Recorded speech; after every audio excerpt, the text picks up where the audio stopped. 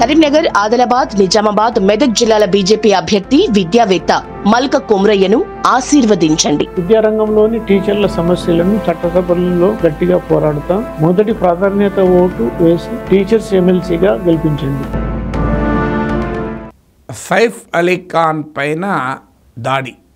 ఒక దొంగ ఆయన ఇంట్లోకి ప్రవేశించి ఆయనను కత్తితో పొడిచాడు. 6 చోట్ల గాయాలయ్యాయి. సైఫ్ అలీ ఖాన్ ఆసుపత్రిలో అడ్మిట్ అయ్యాడు. చాలా ధైర్యంగా ఆసుపత్రిలో ఆయన వచ్చిన తీరు చూసి నెటిజన్లు ప్రశంసించారు. ఆయన మనోస్థైర్యాన్ని సోషల్ మీడియాలో అప్రిషియేట్ చేస్తూ పోస్టులు.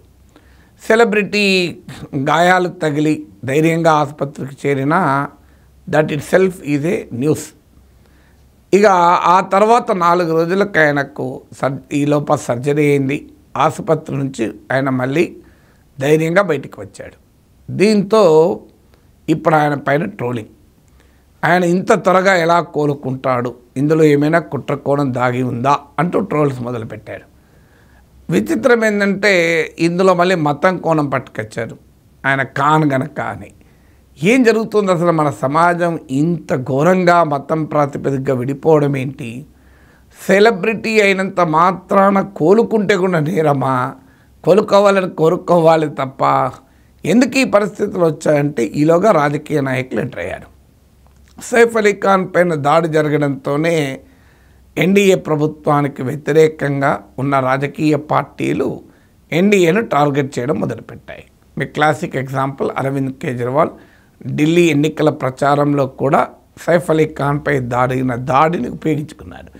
కారణం ఏంటంటే కోట్లాది మంది అభిమానులు ఉండే నటులు కనుక వాళ్ళ విషయాన్ని ప్రస్తావిస్తే జనంలోకి తమ పొలిటికల్ మెసేజ్ పవర్ఫుల్గా పోతుంది కనుక సహజంగానే పొలిటీషియన్లు ఆ పని చేస్తారు.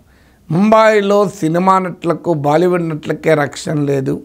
డబుల్ ఇంజన్ సర్కార్లు అంటే ఇలా ఉంటుంది అంటూ అరవింద్ కేజ్రీవాల్ అటాక్ చేశాడు. కారణం ఏంటంటే ఢిల్లీలో బీజేపీ క్యాంపెయిన్ వల్ల డబుల్ ఇంజన్ సర్కార్, మహారాష్ట్రలో డబుల్ ఇంజన్ సర్కార్ ఉంటే నటులకు, ప్రముఖ నటులకే, బాలీవుడ్ ప్రముఖులకే భద్రత ఉండదు అంటూ అటాక్ చేశారు. అఫ్కోర్స్ మహారాష్ట్ర ముఖ్యమంత్రి దేవేంద్ర ఫడ్నవీస్ దాన్ని కౌంటర్ ఇచ్చారు. ఒక ఐసోలేటెడ్ ఈవెంట్ పట్టుకుని మొత్తం ముంబై అన్సేఫ్ అని చెప్పడం కరెక్ట్ కాదు అని. అది వాస్తవం కూడా. ఒక ఇన్సిడెంట్ పట్టుకొని ముంబై అన్సేఫ్ అని మన కామెంట్కు చేయకూడదు. కానీ ఆ ఇన్సిడెంట్ అనేక సీరియస్ క్వశ్చన్స్ అయితే రైజ్ చేసింది. ఎందుకంటే ఆ ప్రాంతం బాంద్రా ప్రాంతం అనే హై సెక్యూరిటీ జోన్, 12 అంతస్తుల బిల్డింగ్లో అందరూ బాలీవుడ్ ప్రముఖులే ఉంటారు. అలాంటిది ఒక ఆగంతకుడు కత్తి పట్టుకొని ఎలా ఎంటర్ కాగలిగాడు, ఎలా కన్ను కప్పగలిగాడు, ఎలా సీసీటీవీలను చాలా వాటిని తప్పించుకోగలిగాడు, ఇవన్నీ క్వశ్చన్స్గానే మిగిలిపోయాయి. సో అల్టిమేట్గా ఇప్పుడు అతన్ని పట్టుకున్నారనుకోండి తానేలో. సో అపోజిషన్ దీన్ని సమర్థవంతంగా ఎన్డీఏ ప్రభుత్వ గవర్నెన్స్ ఫెయిల్యూర్గా, వైఫల్యంగా ప్రజెంట్ చేసే పని చేశారు. రాజకీయాల్లో ఇది సహజం. ఏ చిన్న ఇన్సిడెంట్ అయినా ప్రభుత్వాన్ని బదనాం చేయడానికి అవకాశం ఉంటే ప్రతిపక్షం దాన్ని ఉపయోగించుకుంటుంది. ఇక దీంతో బీజేపీ, శివసేన రంగంలో దిగింది. వాళ్ళకు తెలిసిన వెన్నతో పెట్టిన విద్య ఏంటంటే దేనికైనా మతం కోణం ఇవ్వడం. మతపరమైన యాంగిల్ ఇస్తే సమాజంలో చీలిక అవుతుంది. అందుకు ఈ నటుడు సైఫ్ అలీ ఖాన్ కావడం వాళ్ళకు ఉపయోగపడింది. అంతకుముందు ఇదే సైఫ్ అలీ ఖాన్, కరీనా కపూర్ల కుటుంబంతో నరేంద్ర మోడీ గంట సేపు కాలక్షేపం చేయడం, మాట మంచి, కుటుంబ సభ్యుల పిల్లలకు ఆటోగ్రాఫ్లు ఇవ్వడం, ఇదంతా అనవసరం. ఇప్పుడు ఆయన ఖాన్ కదా, అందువల్ల ఆ యాంగిల్ ముందుకు పట్టుకొచ్చారు. శివసేన ఏక్నాథ్ షిందే వర్గం MP Sanjay Nirupam and serious questions ఉన్నాయి. నాకే కాదు ముంబై ప్రజలకు క్వశ్చన్స్ ఉన్నాయి. మన మెడికల్ సైన్స్ అంత బాగా డెవలప్ అయిందా? 6 గాయాలు తగిలి, వెన్నెముకకు కూడా గాయాలు తగిలిన తర్వాత కూడా ఒక మనిషి 4 రోజుల్లో కోలుకొని బ్రహ్మాండంగా నడుచుకుంటూ బయటకు రాగలుగుతాడా?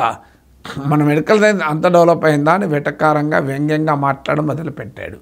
సో దీని వెనకాల ఏదో కుట్ర దాగి ఉంది అంటూ కూడా మొదలుపెట్టాడు. అంటే అసలు ఈ దాడి జరిగిందా లేదా అనే అనుమానాలు వ్యక్తం చేయడం కూడా ప్రారంభమైంది. మరో బీజేపీ నాయకుడు, మహారాష్ట్ర క్యాబినెట్లో మంత్రి నితీష్ రాణే, ఆయన ఇంకో అడుగు ముందుకే సైఫ్ అలీ ఖాన్ పైన దాడి జరిగిందా, ఇదంతా నటనహీనా అన్నాడు. అయ్యా, సైఫ్ అలీ ఖాన్ పైన దాడి జరిగిన విజువల్స్ మనం చూసాం. సీసీటీవీలో ఫుటేజ్, ఆయన ఆసుపత్రికి వెళ్ళడము, ఆగంతకుని మహారాష్ట్ర ప్రభుత్వమే పట్టుకుంది. ఆయన ఆసుపత్రిలో చేరినప్పుడు ఆ కత్తి ముక్క కూడా అలాగే దిగి ఉంది. సో దాన్ని స్పైనల్ కార్డుకు ఇంజురీ కూడా జరిగింది. అయితే సమస్య ఏంటంటే బాధ ఏంటి, ఇప్పుడు సైఫ్ అలీ ఖాన్ ఒక 6 నెలలో 3 నెలలో బెడ్ పైన ఉండుంటే ఆనందపడేవారా? ఇంత సాడిస్టిక్, ఇంత నెగిటివ్ క్యారెక్టర్స్ ఎందుకు సమాజంలో మారుతున్నాయి? ఎవరైనా మనిషే కదా, కానైనంత మాత్రాన మనిషి కాడా? సో మహారాష్ట్ర మంత్రి నితీష్ రాణే అంటాడు, ప్రతిపక్షాలకి కాన్లకు ప్రాబ్లం వచ్చినప్పుడు రియాక్ట్ అవుతారు, హిందూ ఆర్టిస్టుల పైన దాడులు జరిగితే రియాక్ట్ కారా అని. అంటే వైలెన్స్, నేరము జరిగినప్పుడు కూడా దాంట్లో కూడా మతం కోణమా? ఇలా కాన్ అయితే ఏంది, కాన్ కాకపోతే ఏంటి? అందువల్ల ఎప్పుడైతే ఈ బీజేపీ నాయకులు, మీకు శివసేన నాయకులు సైఫ్ అలీ ఖాన్ దాంట్లో ఉన్న ఖాన్ను అటాక్ చేయడం మొదలుపెట్టారో సోషల్ మీడియా కూడా అందుకుంది. వాళ్ళ సైన్యం ఉంటుంది కదా, పరివార సైన్యం. వెంటనే పరివార సైన్యం అసలు ఇదంతా కుట్ర, 4 రోజులు ఎలా కోలుకుంటాడు, ఏముంది మనోస్థైర్యము, ఆయనకు తగిన అంటే కోలుకోవడం కూడా మీకు ప్రాబ్లమా? నాకు అర్థం కాని విషయం. ఏదైనా మెడికల్ సైన్స్ ఇన్ని రోజులు కోలుకోవాలని రూల్ ఉందా? తగిన గాయము, స్వభావము, మనిషి కోలుకునే తీరు, అనేక ఫ్యాక్టర్స్ ఉంటాయి. సో అందువల్ల ప్రతి దాంట్లో నెగిటివ్ షేర్లు పట్టుకొచ్చి ఈ రకమైనటువంటి వ్యాఖ్యానాలు చేయడం పొలిటికల్ డిస్కోర్స్కు మా పార్టీలకు ఉపయోగపడుతుందేమో రాజకీయంగా, సమాజానికి మాత్రం నాశనం చేస్తుంది. క్రైమ్ను క్రైమ్గా చూడాలి, క్రైమ్లో రిలీజన్తో సంబంధం లేదు. ఇప్పుడు నితీష్ రాణే బంగ్లాదేశీయుడు కదా దాడి చేసింది, సైఫ్ అలీ ఖాన్ బంగ్లాదేశ్ తీసుకెళ్దాం అనుకున్నాడేమో అంటూ ఒక రకంగా ఆయన సైఫ్ అలీ ఖాన్ కనుక ఇండియాలో ఉండకూడదు. ఇది ఈ స్థాయికి దిగజారి మంత్రులు మాట్లాడుతున్నారు. సోషల్ మీడియాలో పెద్ద ఎత్తున trolling. It's a disgraceful. Society సిగ్గుతో తలవంచుకోవాలి. ఇలాంటి సంస్కృతి ఎందుకు పెరుగుతుంది అని.